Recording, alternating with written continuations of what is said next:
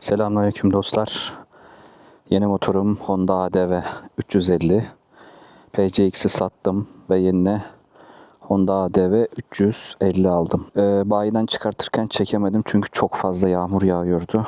Ancak şimdi iş çıkışı şöyle bir ufak bir video çekeyim dedim. Hem günün anısına kalsın hem de size şu süreçte yaşadıklarımı anlatayım. Evet, Bismillahirrahmanirrahim. Evet dostlar, daha yeni alışmaya başladım. Başlıyorum inşallah.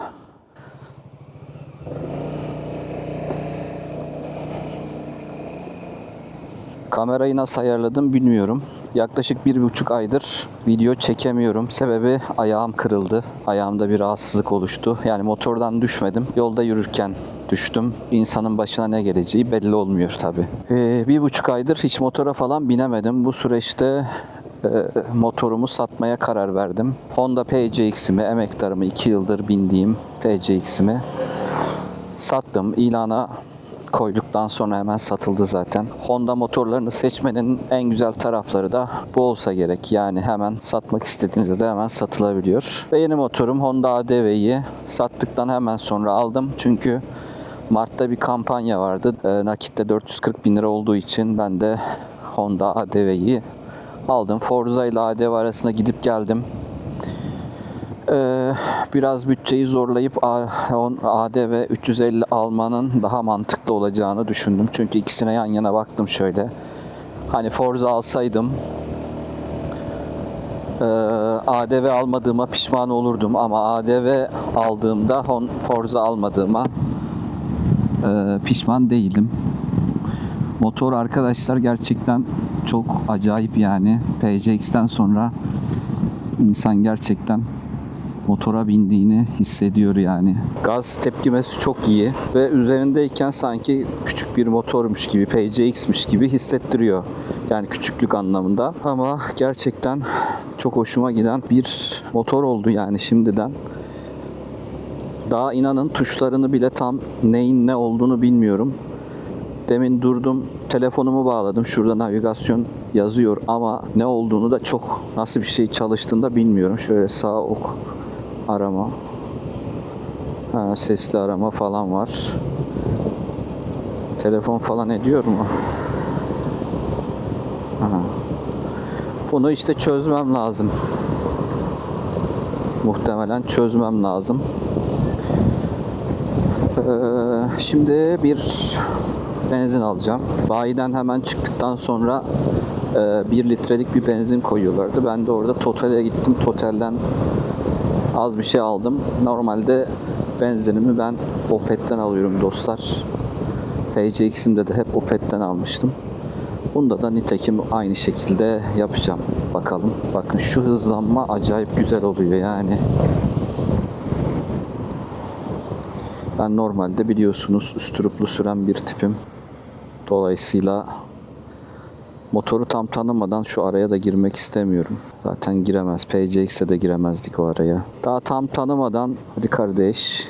Şu tam çizgiyi ortalamış. Ortalamasa şuradan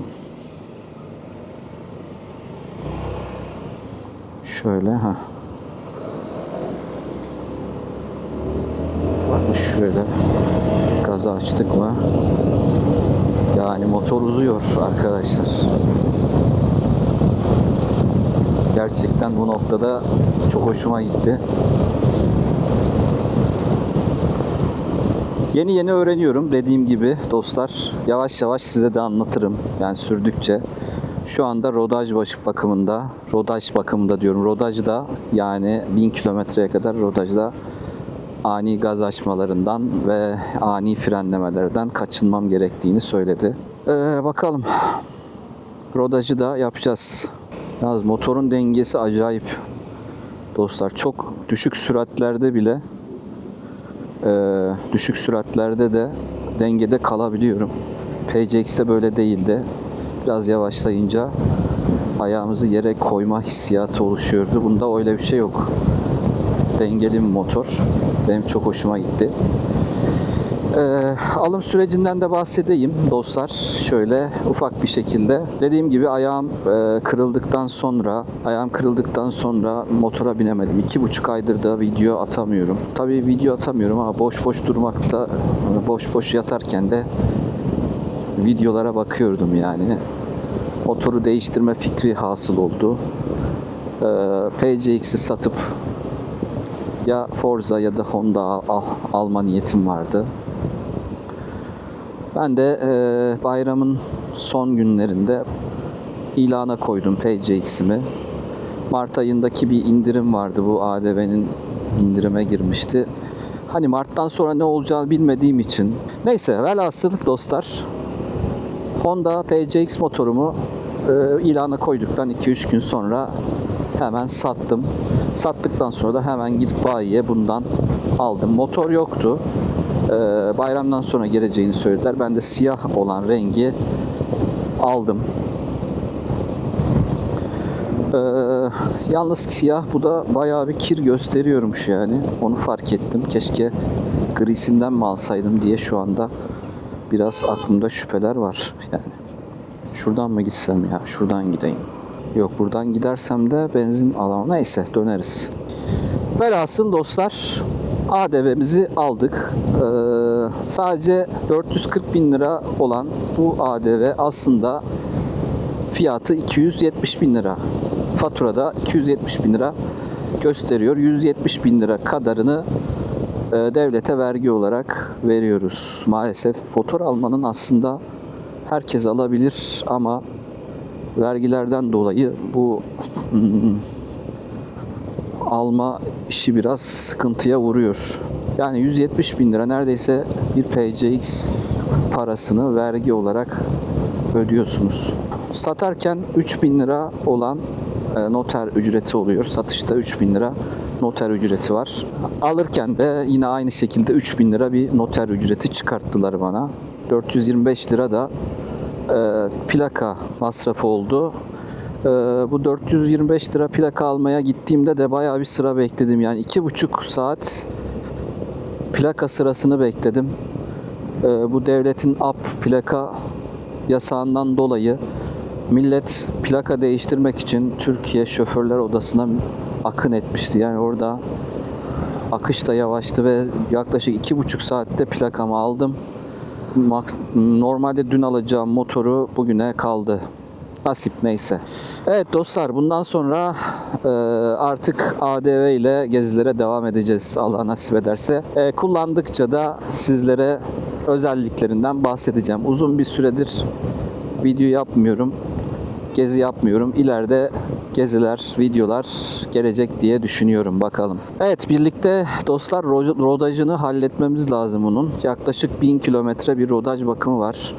Şimdi ilerleyen süreçte bir Ankara ziyaretim olacak. Ankara'ya gideceğim ADV motorumla, Allah nasip ederse. İnşallah çok bir yağmur yağmaz ama bununla gitmeyi düşünüyorum. Hem gezeriz hem de uzun yolda ADV'nin durumuna bakarız. Camı yetersiz olduğu için bir tane cam aldım kıymetli dostlar. GP Composite'den. Onu da takacağım Allah nasip ederse. Çünkü biliyorsunuz bayağı bir uzun yola gidiyorum ben. Bu cam yeterli olmayacaktır büyük ihtimal. Ben de bir tane GP Composite'in camından aldım, takacağım Allah nasip ederse. Onunla ilgili yorumumu da daha sonra yaparım. Motoru dediğim gibi tam şu anda bilmiyorum, kestiremiyorum. Ama sürüşüne çok rahat alıştığımı söyleyebilirim PCX'ten sonra. Yandan gelen bacak rüzgarından şikayet ediyorlardı ADV kullanıcıları. Çok rüzgar alıyor diyorlardı. Ama şimdi ben PCX ile karşılaştırdığımda ya PCX'e göre çok iyi yani şu konumda. Rüzgar alması yanlardan bacaklara bence daha iyi. Evet, bu süreçte dostlar merak ediyorsanız, merak ettiğiniz bir şey varsa yazabilirsiniz. Şu anda ben de yeni ADV 350'yi tanıyorum.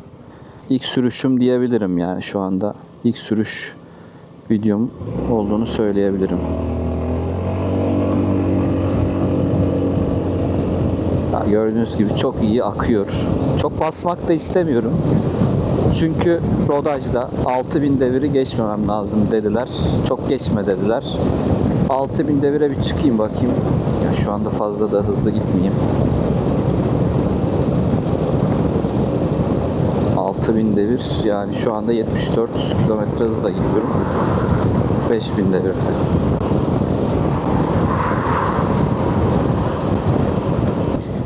Bu RoadSync'ten nasıl çıkacağım ya? Şimdi ben anlık tüketimi görmek için bu RoadSync'i kapatmam lazım. Nasıl olacak bu? Şu anda tüketimi falan göremiyorum. Bundan ben nasıl kurtulacağım? Şu anda telefonuma bağlı olduğu için Honda RoadSync uygulaması bağlı olduğu için şurada yeşil ekran çıkıyor ve orada şey yapamadım. Nasıl olacak bilmiyorum. Neyse, onun bir kılavuzuna bakarız. Dediğim gibi şu anda tam bilmiyorum. Sadece sürüyorum dostlar. Şuradan bir de benzin alayım.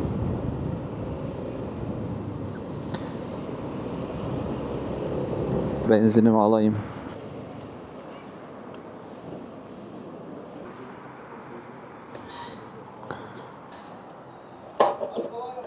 Dolduracağız. Evet. Benzin. Evet, şu motorun güzelliğine bakın ya. Allah, kara şimşek. Güzel değil mi gençler? Evet, benzinimizi de aldık. 11 litre yakıt deposu var. Ama ben şu yakıt şeyine bakamadım. Yani direkt telefona bağlanıyor. Telefona bağlanınca da bazı tuşları göremiyorum. Ve acayip kir tutuyor dostlar. Bakın ne kadar kirlendi. Gerçi şuralar tamam da yanlış zamanda aldık. Yanlış zamanda da video çekiyorum. Kusura bakmayın. Ayağım da tam iyileşmedi. Evet. Bismillahirrahmanirrahim. Evet dostlar. Tam alışamadım dediğim gibi. Ama güzel motor. Şimdiden beğendim. Ara ara sürüşlere çıkarız. Bakın şu şekilde.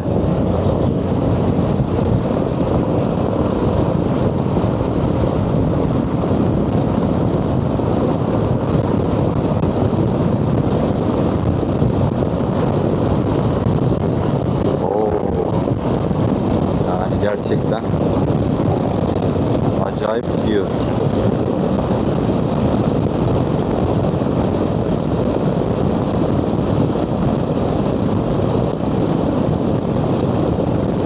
Şu sol ve sağda omuzlardan evet rüzgar alıyor.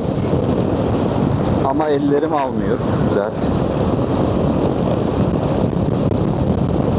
Cam yeterli değil. Cam takacağız.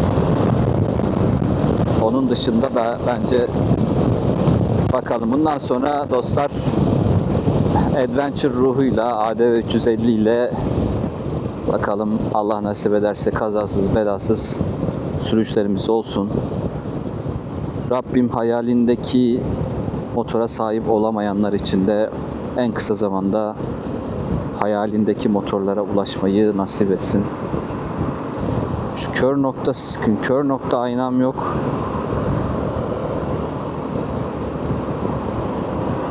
Evet bakın, PCX'deki olan kör noktası aynası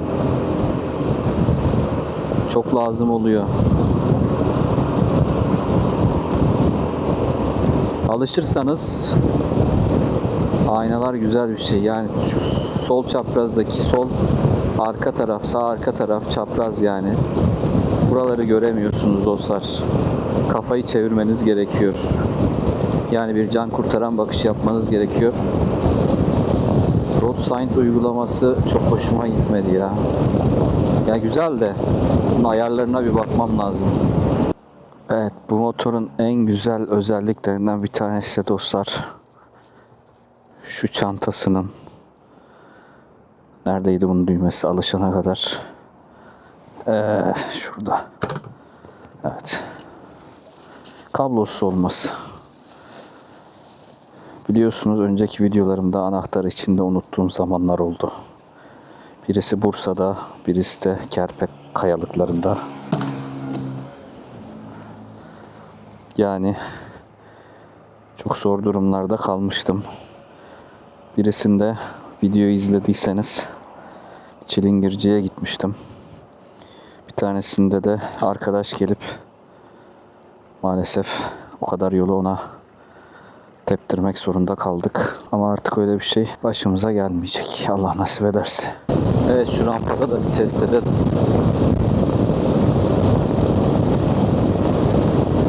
Oo, rampa dinlemiyor yani, maşallah. Yani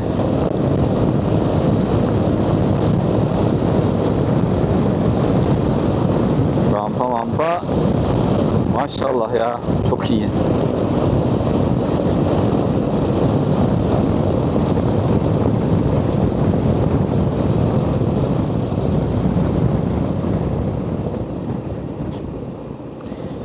Rampası çok iyi kıymetli dostlar. Şu sinyalin de belli bir süre sonra sönmesi de çok güzel olmuş. Yani çok güzel yapmışlar. Beğenmediğim bir iki nokta var. Onları sonra paylaşırım. Ve sürmeye devam ettikçe eksi taraflarından size bahsederim dostlar. Daha öylesine bir video açayım dedim zaten. Bir sonraki videoda görüşmek üzere. Allah'a emanet olun. Kendinize iyi bakın. Esenlikle kalın. Görüşmek üzere. Sağlık, mutluluk içerisinde inşallah.